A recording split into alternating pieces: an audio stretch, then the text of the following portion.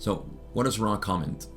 They say, we comment in general first upon the query about the contact, which indicates once again that the instrument views the mind-body-spirit complex with jaundiced eye.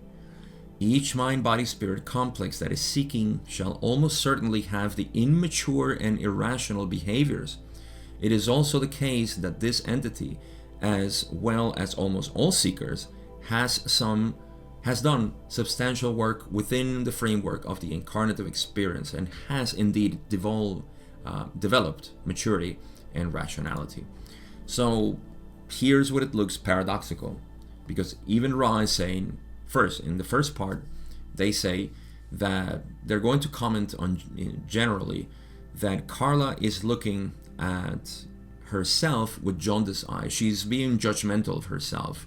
So there is a sort of judgment when she says that she's childish, irrational, and immature. Jaundice means judgmental,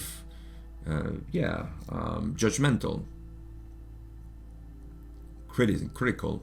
Yes. So that's why Ra says, sure, anybody who is seeking will have an immature and irrational behavior. This is so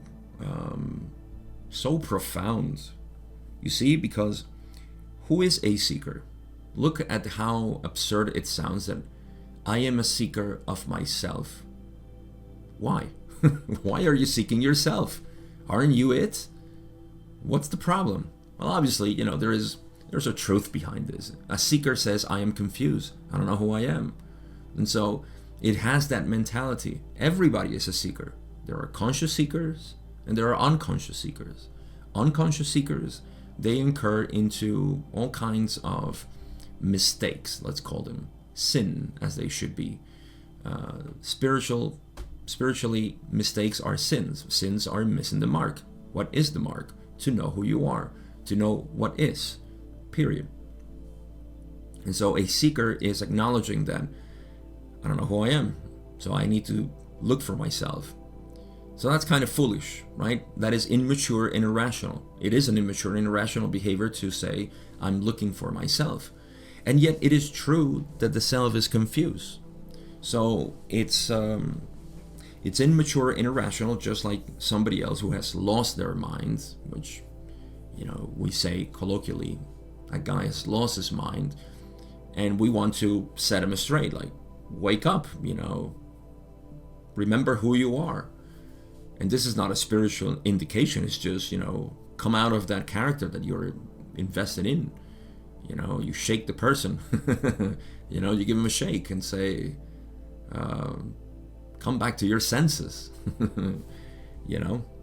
So that's kind of what I see here. I see it very profound. Each mind-body-spirit complex that is seeking shall almost certainly have the immature and irrational behaviors. Now, if you're a mind-body-spirit complex that is not seeking, right, who has ended their seeking, you know who you are, then what follows is just a refinement of course, all the things that are still conditioned in your mind that sort of invite you to see yourself still as a seeker. What are you seeking? Because unconsciously we may fall into those traps again, and so a spiritual ego is developed. There's so much to say here, but this is why the raw contact is a complexity of concepts. But in the first one, Ra is saying, you are being judgmental with yourself. It is true that you as a seeker will be irrational, and that's fine, because you need to find something. You're trying to solve a riddle of yourself. And then they say that it is also the case that Carla, like any other seeker, she's also developed a substantial framework in her experience that developed maturity and rationality. So I would see this as the dynamic of you investing yourself, right? Separating yourself from God into an individual that is seeking things, right? And so you become irrational and immature. But when you accomplish spiritually, you evolve spiritually, is when you return and say, there was no problem there. I had never a problem there. There was just, I was lost. And then you return, and that brings maturity and rationality. So there is a dynamic in which you invest yourself in the character, you go through the motions, and then you lose your job, you lose your partner, you lose your house, or whatever. Something that seems tragical to the separate self becomes a blessing. How's that so? Seems paradoxical. It isn't. You are arriving at the same place in which you started. So, but you see, you bring with you a wealth of experience. And now you say, oh, it doesn't matter if I lose my job. I'm always getting a new one. And it's always better. It doesn't matter if my partner leaves me, or I leave her or him. I'm always going to find somebody else.